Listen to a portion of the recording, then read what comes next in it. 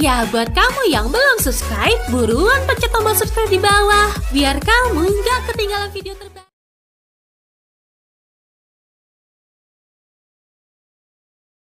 Assalamualaikum warahmatullahi wabarakatuh. Kembali lagi bersama kami di channel Muda Belia. Di video kali ini, kita akan membahas tentang keramat ulama Aceh, yaitu ulama Aceh Tengku Cik Tanoh Abe. Berbicara tentang keramat beliau mungkin sangatlah banyak. Namun di sini kami akan membahas 6 keramat beliau saja. Nah, sebelum kita masuk ke nomor yang pertama, kita perlu tahu apa itu keramat. Keramat berasal dari bahasa Arab, yaitu karamah, yang bermakna kemuliaan, kemurahan hati, serta perlindungan Allah kepada hambanya. Lalu, di dalam ilmu tasawuf, keramat bermakna lebih mendalam, yaitu kejadian yang luar biasa yang dianugerahkan Allah kepada ulama dan para walinya.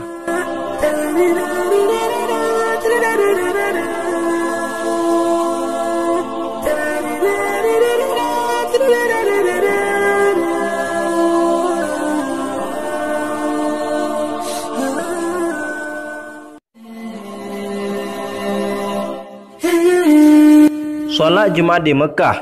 Tengku Cik Tanoh Abe diberi keramat oleh Allah dapat melaksanakan solat Jumat jarak jauh. Kadang-kadang beliau solat Jumat di Masjidil Haram Mekah, dan kadang-kadang beliau solat Jumat di Masjid Nabawi Madinah. Bukti adanya beliau solat Jumat di Tanah Suci, beliau membawa biji kurma setelah pulang dari sana. Bila beliau mau solat Jumat di Mekah ataupun Madinah, beliau memasuki bilik zawiyahnya dan mewasiatkan kepada seorang ulama yang lain untuk menggantikan imam di Masjid Dayah Tanoh Abe pada waktu itu. Beliau berangkat ke Tanah Suci tentunya dengan bantuan Allah, sebab terjadinya dalam waktu yang sangat singkat. Sumber yaitu Tengku Haji Dahlan Al-Fairusi Al-Baghdadi.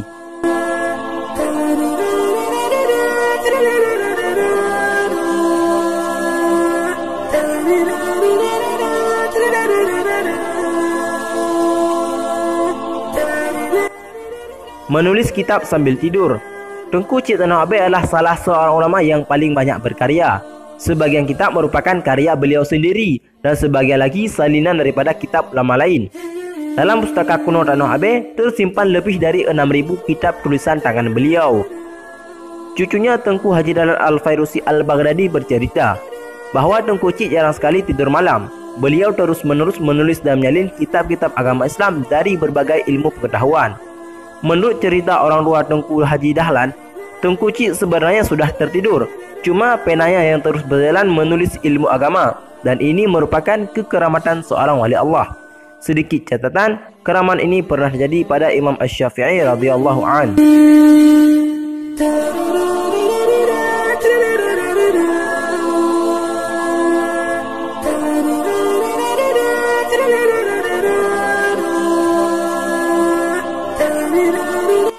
Air kubang menjadi bensin.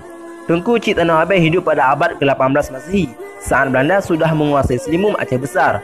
Suatu hari, mobil Belanda kehabisan minyak di kaki Gunung Selawah. Tengku Cik tiba di sana. Kemudian beliau bertanya, "Mengapa tuan?" Belanda menjawab, "Kehabisan minyak," kata mereka. Lalu Tengku Cik menyuruh supir mengambil air kubang kerbau yang ada di pinggir jalan sebagai pengganti minyak. Atas persetujuan Belanda, air kubang pun itu dimasukkan ke dalam tangki mobil. Ternyata mobil itu berjalan seperti yang diharapkan. Karena senangnya, Belanda memberi hadiah kepada Tengku Cik, tetapi beliau tidak mau menerimanya. Sumber Tengku Haji Dahlan Al-Fairusi.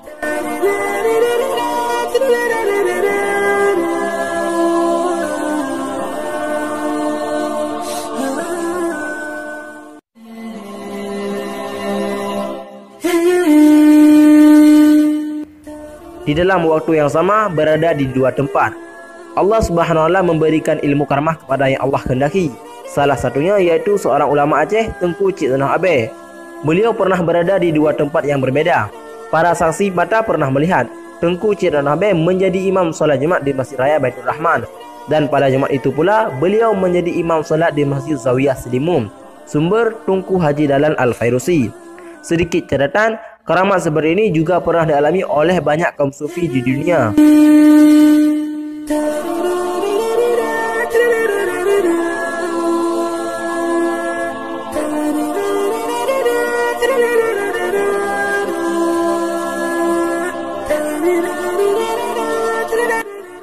Air guci menjadi obat.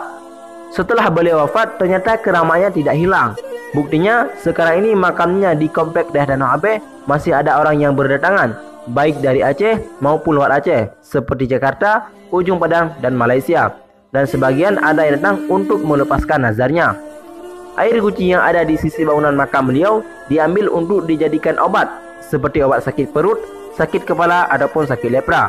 Dan juga untuk sakit-sakit yang lain, seperti sakit ternak, perawatan tumbuh-tumbuhan, dan lain sebagainya.